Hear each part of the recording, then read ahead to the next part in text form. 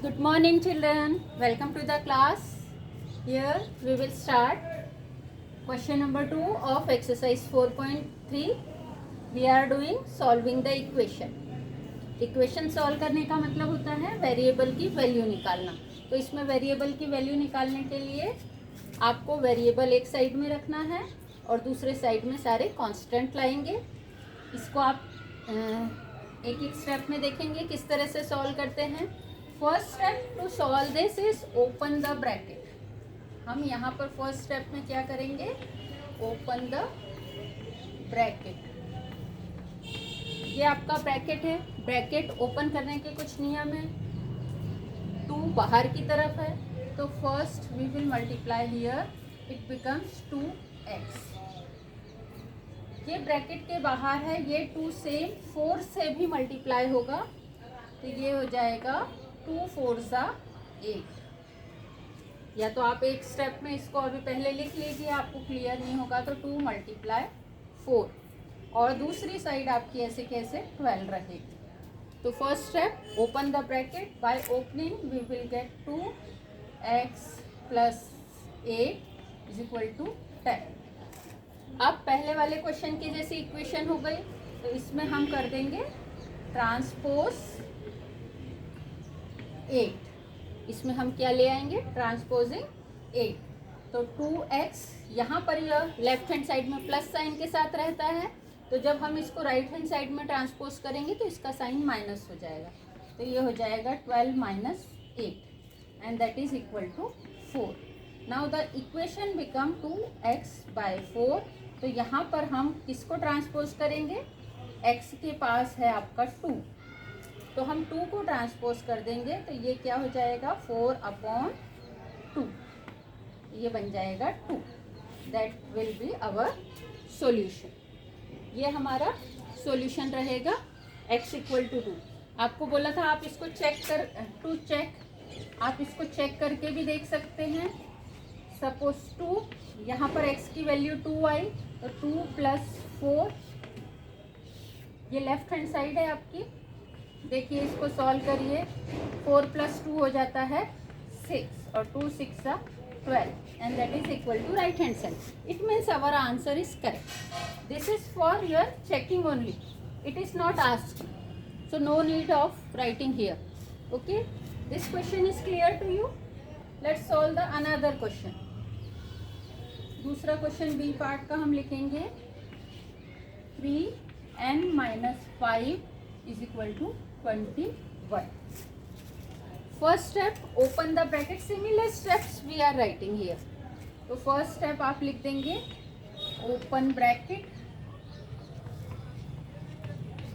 सबसे पहले ओपन किया bracket. 3 is multiply and 3 is also multiply by 5. तो इट बिकम्स 3n. n यहाँ पर वेरिएबल है. 3n - 15 = 21 as such. 3 × 5 = 50. एक स्टेप में आपको समझने के लिए यदि नहीं समझ में आता है तो आप अभी स्टार्टिंग है तो आप इस ढंग से लिखिए 3 × 5. ये हो जाएगा 3n - 15 = 21. Now next can you guess, transposing 15. ये हमारा मैथमेटिकल ट्रांसपोज 15. ट्रांसपोज क्या हो जाएगा -15. तो आप इसको ब्रैकेट दे दीजिए. माइनस साइन के नंबर को आप ब्रैकेट से शो कर देंगे. तो ये हो जाएगा 3n 21 + 15. ट्रांसपोज करने में ऑपरेशन रिवर्स हो जाता है. प्लस का माइनस और माइनस का प्लस हो जाता है. तो 3n 5 + 1 6 2 + 1 3. अब क्या हम ट्रांसपोज करेंगे, यहाँ पर हम क्या ट्रांसपोज कर रहे हैं, ट्रांसपोज 3. तो ये हो जाएगा n = 36/3 इट इज 12. तो हमारी जो वैल्यू हो जाएगी n = 12. It is our answer. Okay, this way very simple. You can solve. We will solve few more questions so that you can understand. We will try now C part also. We will try C part. आप देखेंगे इसी को मैं आपको बताती हूँ, आप comparison के साथ देखते जाएंगे. Exactly similar, only the sign difference is there. तो 3n minus 5 is equal to minus 21. तो फर्स्ट स्टेप इसमें जो रहती है, open the bracket. First step opening. आप एक ही लिखे, नहीं तो आप बोलेंगे इधर ये लिखा इधर ये. Open bracket. अब ब्रैकेट ओपन किया तो ये आंसर आ रहा है 3n माइनस 15, लेकिन ये है माइनस 21. ट्रांसपोज माइनस 15 यहाँ पे लिख दीजिए. ट्रांसपोज माइनस 15, तो ये हो जाएगा 3n is equal to minus 21 plus 15. यहाँ पे 21 प्लस 15 था, यहाँ पे माइनस हो गया. अपोजिट साइन है इसलिए ये माइनस होगा.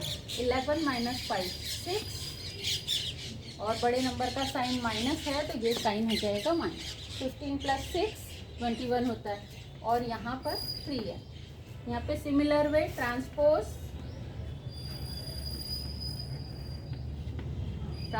क्या करना है 3.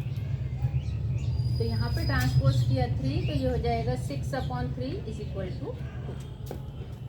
तो here our answer n equal to 2, here our answer n equal to 12. एक साइन बदलने से आंसर का इतना फर्क आ जाता है. Did you get it? Okay, bye bye children. Hope you will try next sum and enjoy solving. If any doubt is there, you can tell me in the comment. I will explain to you. Bye bye.